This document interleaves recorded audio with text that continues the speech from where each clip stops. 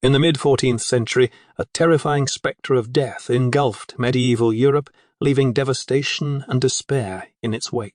This was the Black Death, the most severe pandemic in recorded history, which irrevocably transformed the European continent, and today we will explore this fascinating period of history. The Black Death was an outbreak of plague caused by the bacterium Yersinia pestis.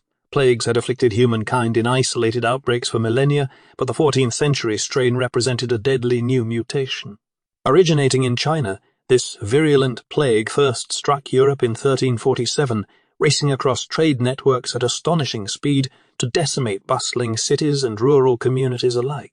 This initial explosion of contagion alone killed over 25 million people across the continent, peaking between 1347 to 1351. Over the next 400 years, over 200 million people would perish in recurring plague outbreaks. Historical records reveal unimaginable horror and chaos as the pandemic swept through populated centers. The Italian poet Petrarch captured the apocalyptic mood, writing, "O happy people of the future, who have not known these miseries and perchance will class our testimony with the fables, we have in truth suffered the experience of posterity." To understand the Black Death's cataclysmic effects, we must trace its origins on the vast steppes of Central Asia. Here, plague evolved as a disease of rodents, developing the ability to spread from fleas to humans. For thousands of years, outbreaks remained localized to remote regions of Asia, flaring up and dying out without reaching pandemic proportions. However, the rapidly expanding Mongol Empire in the 13th century re-established east-west trade routes along the Silk Road, enabling greater movement of people, rats, and fleas harboring Yersinia pestis. As infected rodents died off, desperate fleas sought new hosts, biting humans and transmitting the deadly bacterium. Alongside expanding trade networks, climate changes caused rodent populations to flourish, amplifying plague outbreaks. Yet even as rising epidemics devastated towns along Mongol trade routes, quarantine efforts mostly contained the spread.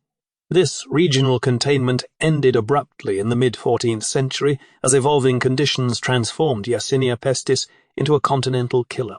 Chinese records describe the initial outbreak spreading rapidly from 1331 to 1334, following trade routes and river networks, wiping out villages and towns in its path. As the plague reached major port cities, infected rats traveling on merchant ships likely carried the disease beyond China to the Black Sea. Europe stood directly in the crosshair. The disease first arrived in the Crimean Peninsula in 1346, with refugees fleeing siege warfare inadvertently spreading contagion. Rats carrying infected fleas then travelled on Italian merchant ships from Kaffa, bringing Yersinia pestis to European shores in 1347. Given Sicily's extensive maritime trade networks, the disease exploded across the Mediterranean world. Expanding rapidly inland, the Black Death followed major European trade routes, scourging its way across the continent in mere years. No kingdom, city, or village was spared from the onslaught. Giovanni Boccaccio, a writer living in Florence, documented the Black Death's harrowing impact as it gripped Italy in 1348. The disease's onset was swift and bewildering, as citizens healthy one day collapsed on the streets the next. With no previous experience or resistance, medieval doctors struggled to treat the mounting casualties. Makeshift hospitals overflowed with the sick and dying. Lacking scientific understanding of infection, even caregivers fell victim. With graveyards quickly overwhelmed, corpses piled up on streets and in homes, an atmosphere of overwhelming dread permeated cities like Florence, made worse by lack of leadership or coordination. Fear, panic, and paranoia took hold as society unraveled. Similar scenes replicated across Europe as the plague pandemic spread relentlessly between 1347 to 1352. Contemporary accounts emphasize the dizzying speed of contagion and resultant chaos left in its wake. The Black Death demonstrated astonishing killing power, capable of annihilating entire villages or urban populations in just months, with mortality rates reaching over 50% in many communities. In total, the Black Death claimed between 75 to 200 million lives across Europe, Asia, and North Africa, wiping out up to 60% of Europe's population alone. It took over a century after the initial outbreak for population numbers to recover, stunted by recurrent outbreaks just as communities regained their footing. The demographic catastrophe triggered sweeping changes in virtually every area of life. Most critically, widespread death resulted in an extreme labor shortage across all sectors of the economy. Agricultural production plummeted with fewer peasants to cultivate fields owned by nobles and the church. With demand still high, survivors could command higher payment for their labor and services. This shifting economic leverage gave peasants increased bargaining power against landowning elites.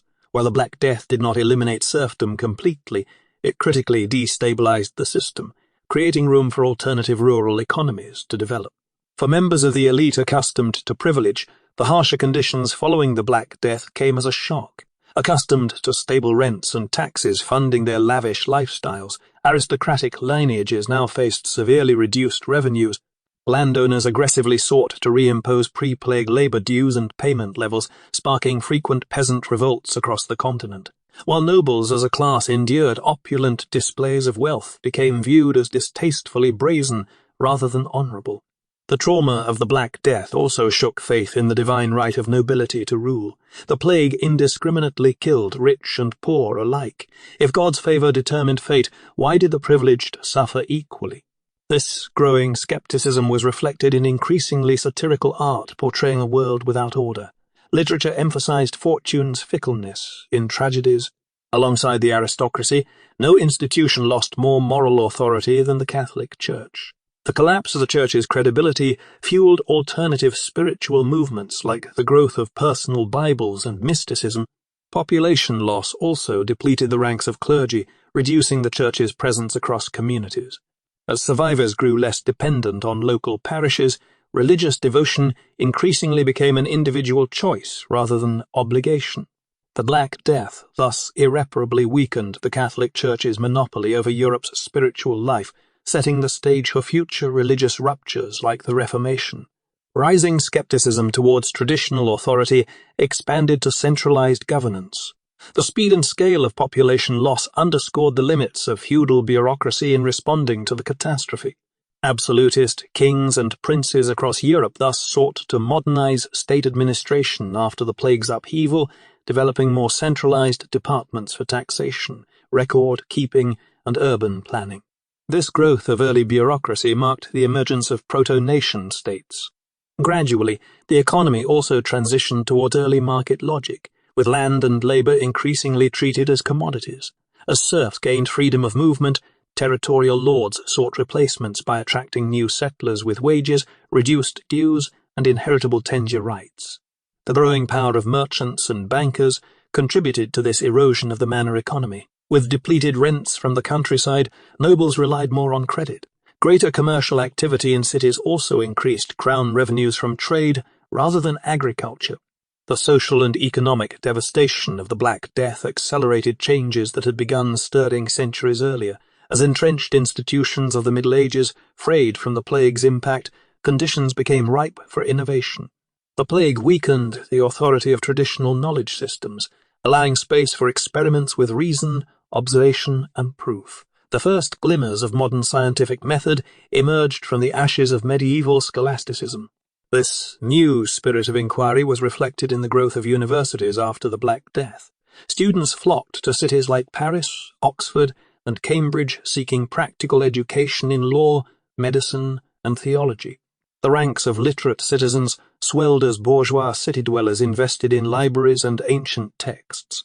Challenging church doctrine, humanist scholars began studying scripture in its original languages and historical context, distancing faith from ecclesiastical control. As feudal constraints loosened, cities swelled with peasant migrants seeking freedom and opportunity. Many gravitated towards guild workshops as apprentices developing skills like masonry, painting, and metalworking. Guilds actively invested in beautifying urban cathedrals and public spaces, sponsoring innovations in artisan training. This groundswell of skilled labor, patronage, and urban investment enabled the flowering of creativity known as the Renaissance.